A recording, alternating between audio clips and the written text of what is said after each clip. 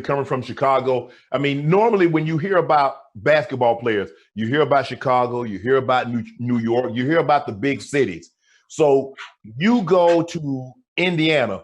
What was the thought process of going to Indiana? I'm sure you had heard some of the stories about Coach Knight, and then it's reported that your brother and Coach Knight get into it when he comes to recruit you.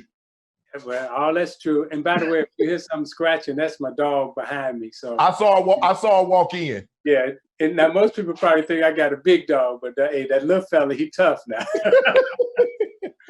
But I didn't make the decision to go to Indiana. That was made by my mom. And again, back then, remember your mom and your dad, they had the hammer.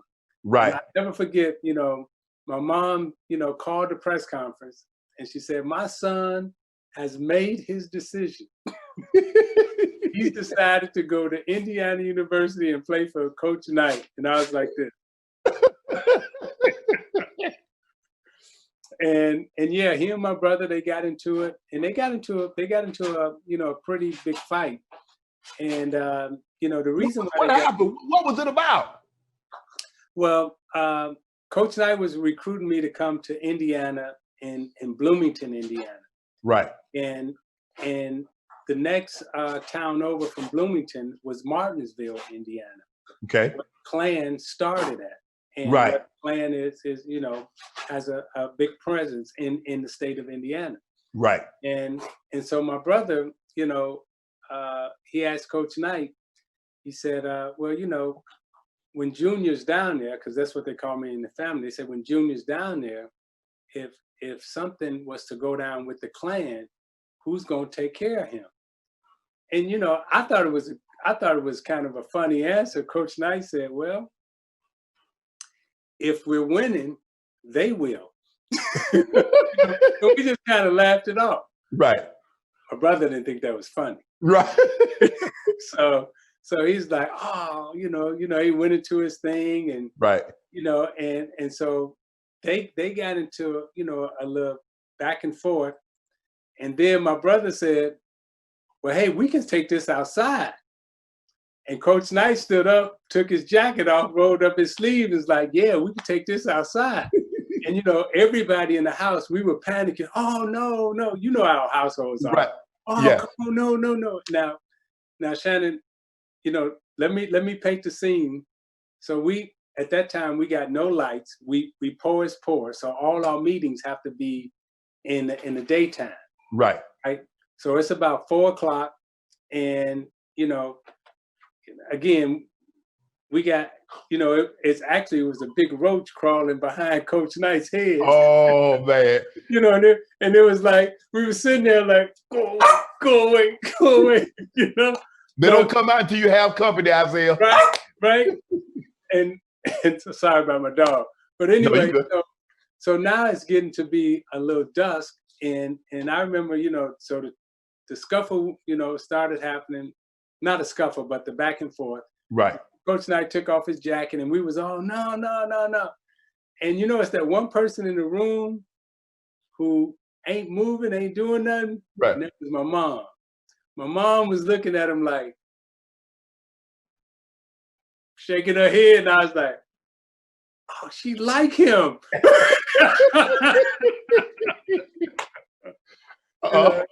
And so that's how it went down. And my mom and my sister, he came in and he said, "I'm gonna offer your son 3 things. A, he's gonna graduate from college. B, he's gonna be a gentleman. And C, everything that I know about basketball, I'm gonna teach him." And that was it. Isaiah, at the time that you went to college, was your father alive? My father was alive. Now, the interesting thing about my mother and my father, and again, people who were coming up in the 60s, you will know this, so we had to go on welfare. Mm-hmm. So when you go on welfare, I mean, the U.S. government was really breaking up your family because the man couldn't be inside the household. Right. And so my father had to leave so we can get on welfare, get the welfare check, and then they started having teaching and everything else. But my dad, when he looked at Indiana, he did not like me playing basketball. Okay. My father didn't like nothing about entertainment. My father was everything about books, learning, getting educated, because this is the way you're going to make it in this world. Right. Son, if you think you're going to make it in this world bouncing a basketball, that's not how you're going to make it. You're not going to be, you know, and his beliefs was, you know, entertainment, you know, wasn't the door or the avenue for you to make it. It was Right. still education. And those were his beliefs. Isaiah, the reason why I ask you that, because I don't know how many people know this, but we know this because we come from Black families. The older brother took on the role as the father if the father wasn't in the house. And Yeah. because you said your older brother had this conversation, that let me know, okay, when the father was absent, he's the man of the house. He took on that responsibility. Yes, he did. And even though, and it's well documented, you know, my brothers after the Vietnam War, everybody fell into, you know, heroin and cocaine. Mm-hmm. And my brothers, you know, a couple of them died, you know, one of them had HIV.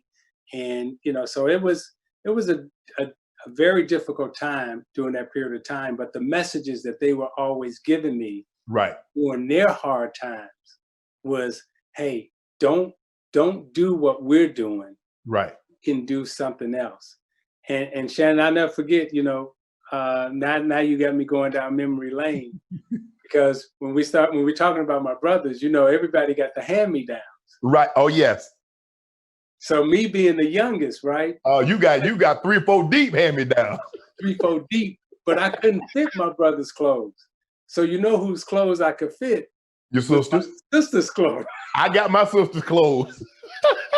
So you button up on the left side too? I'm wearing a jeans. And, you know, we knew, man, those are girl jeans. So I'm having to fire on people in elementary and junior high because they talk about I'm wearing girl jeans. So I got to fire on them. I say, I ain't got no choice. That's how I got good with my hands. That's how I was like, okay, well. Oh, it's going to be. On graduation day, I had on my sister's black patent leather boots. Right? And I had on her flowered red blouse with a hood on the back. And I had on her Providence St. Mail blazer. That was my graduation outfit in 8th grade.